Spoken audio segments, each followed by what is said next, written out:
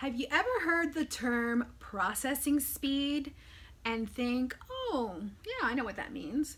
And then you think about it a little bit more and you're like, no, I really don't understand what that means. Can somebody please explain it to me? So that's my goal for this video. I want to explain what processing speed is, a brief explanation because it's complicated, and briefly go over what it looks like. A lot of times the teachers get, usually in the form of a psychoeducational report, or parents get it, and processing speed is always, usually a very popular check mark that's checked off. My child has processing speed issues. What am I going to do? What is processing speed?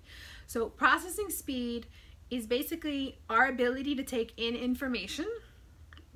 Here's the fun part. Take in information visually, auditorily, and then and sometimes it's through your sensory system you get information too, and then here's the action part of it. We need to figure out what to do with it and when to do this thing that we have to do. So the good news is that it's the visual system, it's the auditory system, and our sensory system that's getting this information in. So there's more than one way to get the information in.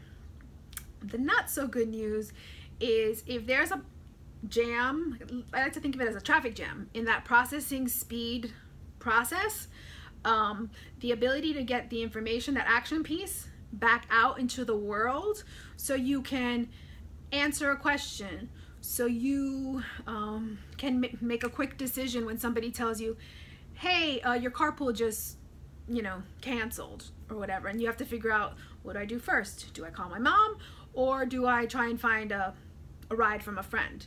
It's what happens when some children are trying to listen to information and they don't have enough time to come up with the right answer.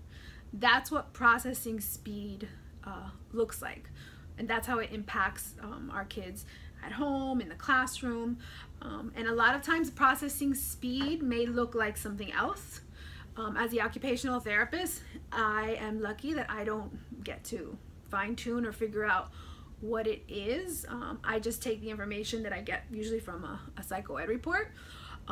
Sometimes I can see information during our session that looks like, and then work on addressing it. Processing speed, again, I told you, is made up of getting that information in, and then how are you gonna output it out. So I hope this helps to answer your question on processing speed. There's a whole lot more to it than that, but that's just a brief processing speed 101. I'm Nicole Santa Maria, pediatric occupational therapist, founder of Miami Handwriting.